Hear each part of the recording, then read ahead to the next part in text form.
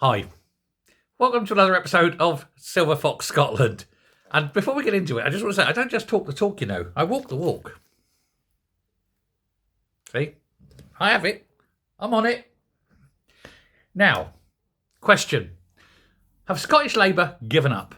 Do they want to basically just implode, collapse, lose all support, and sink beyond without trace into the mire of Scottish politics?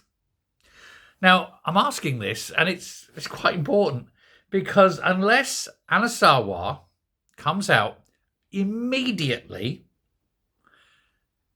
reverses what's been said, jumps all over the person who said it, and makes it quite clear that Scottish Labour do not agree with what one of their councillors, South Ayrshire councillor, has said, then I think Scottish Labour are going to go the way of the dodo.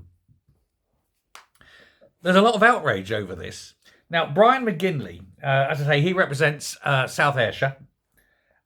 He was branded arrogant, deeply insensitive, and completely out of touch. Now, of course, he's Labour.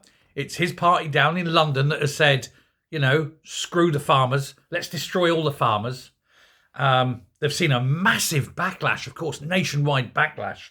Everyone's fighting this. The Tories were the first out of the blocks. They've said day one, number one thing they do when they get back into power, the very first thing they're doing is reversing this policy on inheritance tax for farmers. So Britain needs to have food security. To do anything else is terrible.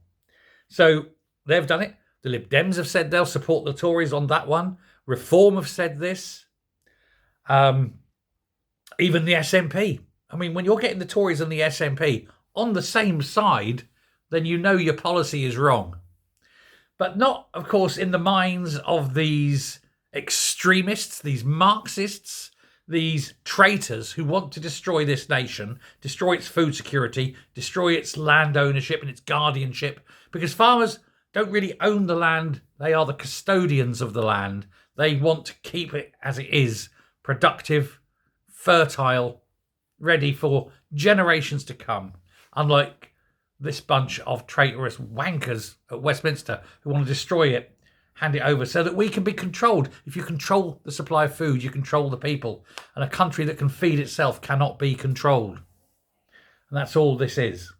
So this fella, this complete and utter twonk, Brian McGinley, has come out and suggested that now Scottish farms need to be boycotted by everyone in Scotland. Don't buy anything from Scottish farmers. Destroy them because of this perceived adherence to the Marxist doctrines pushed by Keir Starmer and Rachel Reeves. And so he's come out foaming at the mouth with this. Bastard Scottish farmers got to be destroyed. Everyone in Scotland's got to boycott Scottish farms. Scottish beef is one of the biggest exports there is in terms of the exporting around the world, around Europe, around Britain.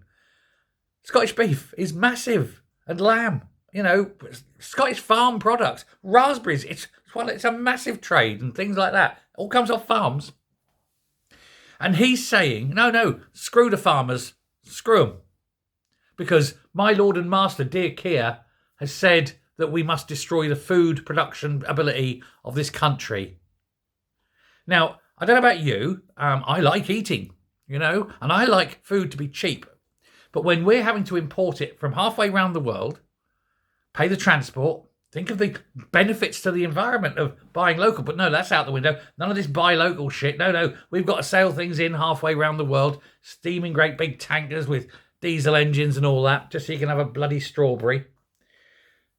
And that's what this guy wants to do. Oh, no, we want lamb from New Zealand, not lamb from Scotland. Okay, yeah, so literally halfway around the world.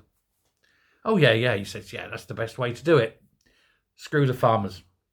Now, the whole of the country, of course, not just the political classes, but the whole of the country are up in arms over this. There's massive support for the farmers. We all like eating. We all like the countryside. We all like to think that in a few years' time, our children, grandchildren, great-grandchildren will still have a countryside to go to see lambs gambling in the fields, to see heifers chewing the cud, to smell the glorious freshness of a piggery. Well, maybe not so much the last one, but I like pigs. I like watching pigs. They're fun. But yeah, and it's not just that. I mean, where I am, we have fields, we have horses in them. We've got alpacas. Honestly, about 3 miles up the road, we've got a field filled with alpacas. We've got all sorts. I live in the countryside, I did a video earlier. Some of you may have watched it. You wouldn't have seen the horse, but the horse walked past the window and the dog went bonkers, That's where I live. And I love the countryside. And to think that all this beautiful countryside, miles and miles of open fields, will just be miles and miles of concrete jungle. Because Keir Starmer's got it right up his arse that farmers are evil and that food is a weapon. Because that's what he's doing. Make no bones about it. He's weaponising food. And this guy, McGinley, is doing the same. Now, I don't know. Do you want your food weaponised against you? Do you want to have to be beholden to a government in order to eat? And then they'll force veganism on you. And the only protein you'll get will be bug burgers because they're going to supply the whole of the food supply line. They control everything. They control what you think, what you see, what you eat, what you say. Everything. Marxism coming from high, but being spouted out by complete fuckwits like Brian McGinley, who has no concept of even what this means.